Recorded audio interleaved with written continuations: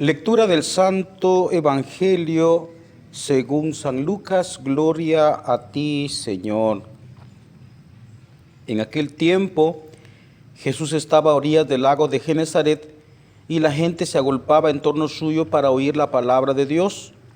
Jesús vio dos barcas que estaban junto a la orilla. Los pescadores habían desembarcado y estaban lavando las redes.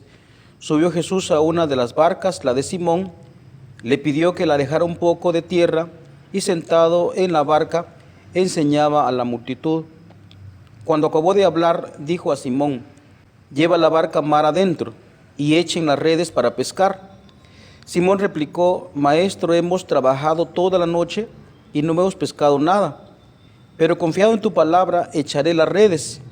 Así lo hizo y cogieron tal cantidad de pescados que las redes se rompían.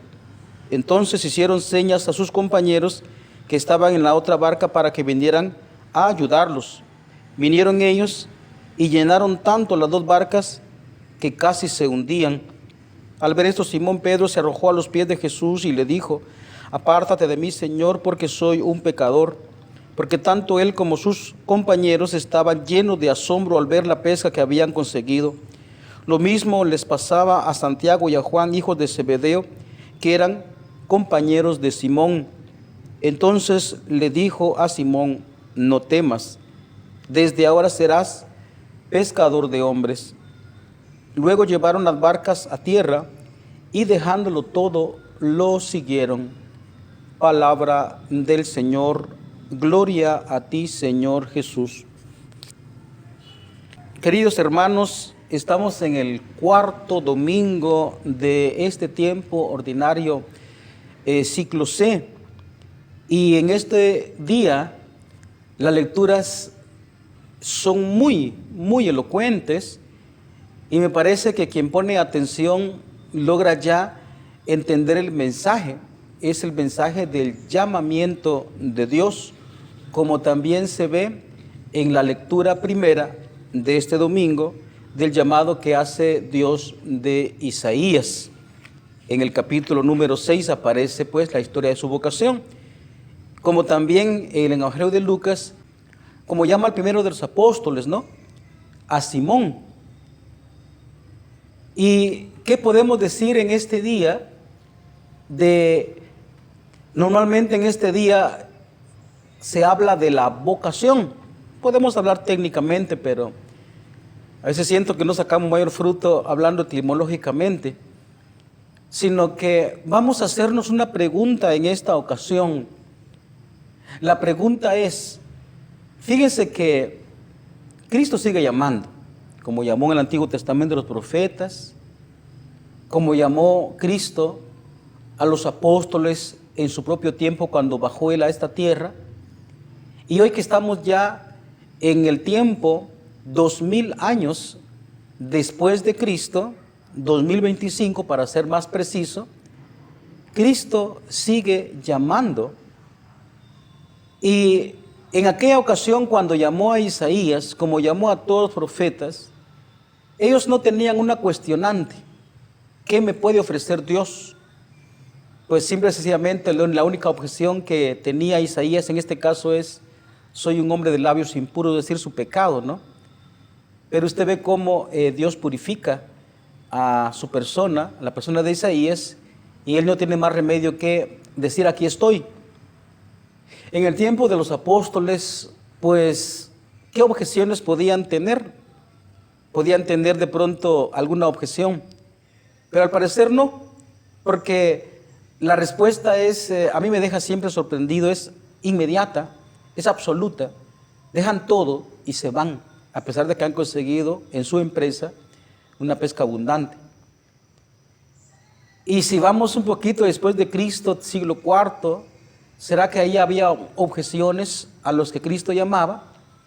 En la época medieval, que tan mala prensa tiene, empieza a aparecer la cuestionante más o menos siglo XVII, siglo XVIII. Son tiempos ya que van como revolucionando el pensamiento humano. Y ya la humanidad ya quiere prescindir de Dios. La ciencia va avanzando. no digamos en nuestra época, en donde pues prácticamente tenemos el control en las manos. Te recuerdo, tenemos el control de la televisión, tenemos el control del Wi-Fi, tenemos el control, bueno, de cuánto aparato nos emite alguna señal. Tenemos el control del vehículo, tenemos el control de la moto, tenemos el control de la bicicleta. Nos encanta tener el control de todo. Y la ciencia avanza. Y ciertamente tenemos el control de muchas cosas, el control de muchísimas cosas, hablando de la tecnología y hablando también de la ciencia. Por ejemplo, en el caso de las enfermedades que se disparan, que se ciernen sobre la faz de la tierra en algunas ocasiones, como hace algunos años, pues aparentemente teníamos el control, pero en realidad no es tanto así. Pero de todas maneras la humanidad siente un control absoluto de todo lo que le rodea. Y entonces estamos hoy abrumados con tanta cosa que tenemos, que la humanidad ha avanzado. Aunque no lo querramos aceptar, ha avanzado más. Anteriormente sí que había un poquito como más de pobreza, pero ahora según se ve el nivel de la vida de la gente, pues ha avanzado bastante. La gente tiene cosas en su casa, a pesar de que tal vez tiene una casa muy pobre, sin embargo tiene tecnología, tiene aparatos con que transportarse. Y entonces, aparte de eso, también en el sentir de la gente, pues tenemos control también incluso de las emociones. Queremos conseguir emociones intensas, pues vamos a un juego de video, cualquier juego de celular, ¿verdad? Y que entran a través de los ojos, o intensos, en el caso de las drogas y el alcohol, que introducen a la gente en un éxtasis, y la gente parece que puede controlar ahí sus emociones porque quiere sentirse como muy grande y parece como que lo logran. Por eso es que se van por montones por esas líneas. La pregunta tan fuerte que voy a hacer es, en medio de todo esto que nos rodea, de todo lo que nosotros controlamos con nuestra ciencia, con el avance de la tecnología, Dios todavía nos puede ofrecer algo para que cuando lo llame a usted, usted pueda decir sí. Todavía le fascina a Dios, porque usted puede darse cuenta cuando Isaías fue llamado por Dios, quedó absolutamente maravillado, quedó absolutamente fascinado, y él no tuvo más remedio que decir: aquí estoy, Señor, envíame a mí. Quedó fascinado. También me gusta, pues en ese sentido, traslapar, ¿verdad?, la historia de Jeremías. A pesar de que Jeremías estaba sufriendo y le dijo a Dios: ya no voy a hablar en tu nombre porque estoy sufriendo mucho. Pero después decía, capítulo 20, Jeremías: pero había en mi interior algo así como un fuego que ardía y tenía que hablar de ti. Estaban completamente fascinados. En el caso de Jeremías, usted va al capítulo número 15, él se siente maravillado por Dios y dice: cuando encontraba palabras tuyas, las devoraba. Tus palabras eran la delicia de mi corazón. Son palabras de un hombre enamorado. Así se sentía Jeremías, así se sintió Isaías. Y usted puede darse cuenta también cómo Pedro, en la locura, ¿verdad?, en la absoluta fascinación de lo que había pasado, dice una completa locura, una completa tontería: apártate de mí, Señor, porque soy un hombre pecador. Pues el que ama a una persona, uno no le va a decir apártate de mí, sino por el contrario, pues quisiera abrazarte y poseerte y tenerte conmigo siempre.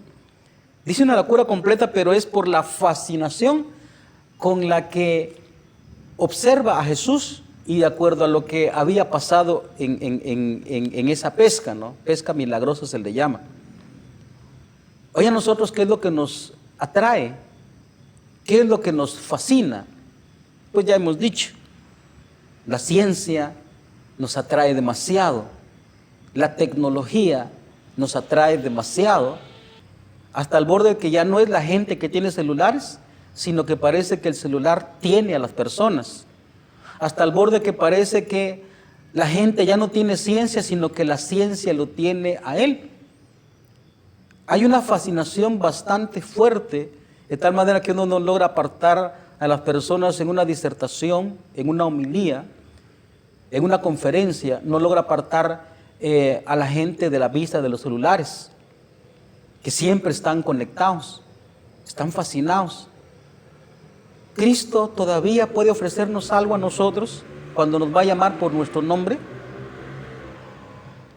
¿Qué era lo que fascinó tanto a Pedro?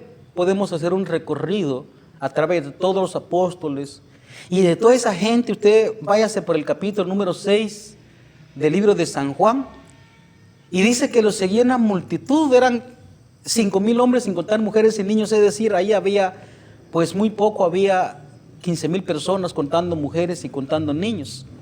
15,000 personas.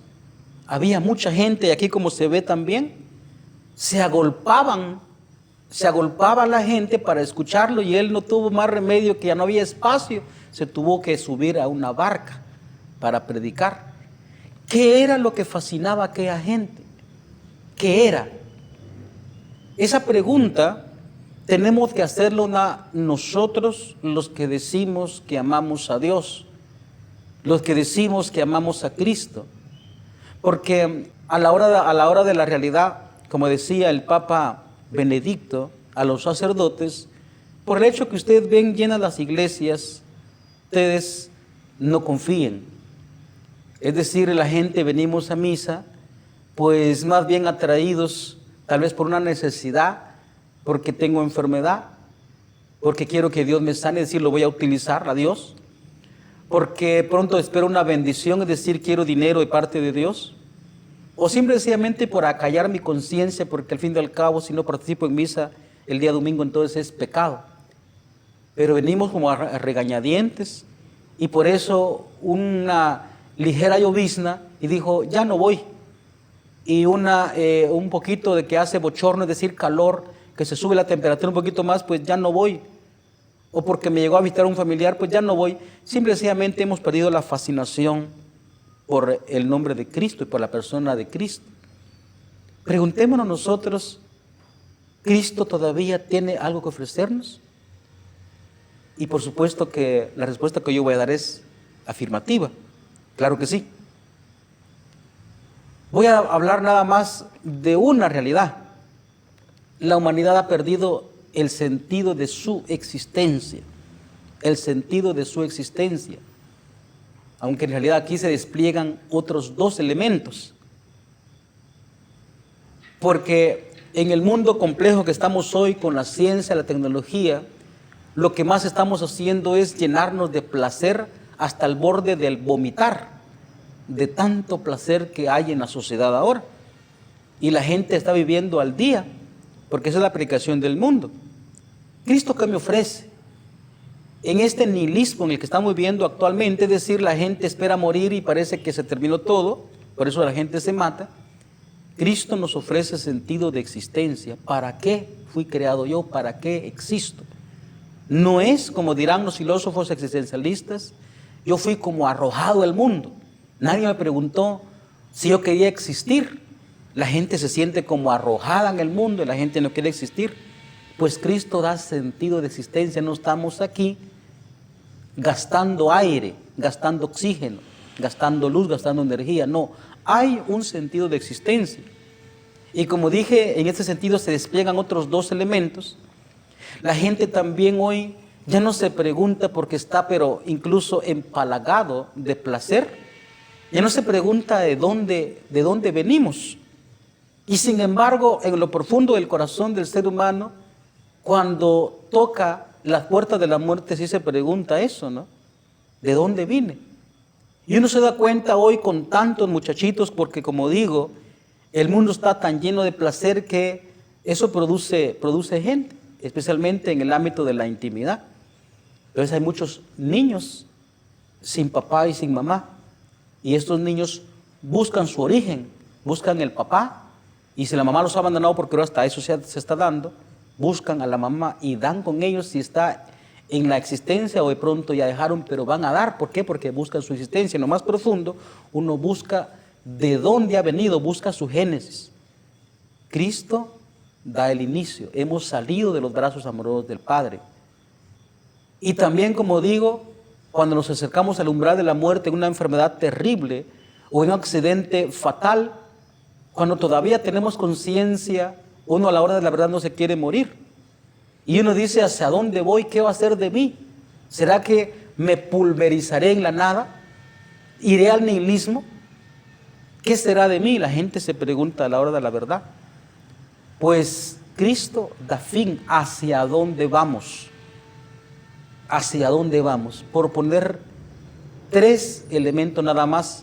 Hay otro montón de elementos que por supuesto nos aporta Dios, pero es que démonos cuenta que Él siempre nos llama, siempre nos llama. Hay más elementos, porque Dios no ha dejado de amarnos, Dios no ha dejado de servirnos, pero en el sentido de servicio, no en el sentido utilitarista. Es decir, necesitamos a Dios. Dios ahí está siempre, y a pesar de que nosotros nos hemos alejado, siempre nos llama. Por eso cuando usted escuche su nombre de parte de Dios, Él pronuncia su nombre, así dice Jeremías, mi nombre fue pronunciado por ti, Señor de los ejércitos.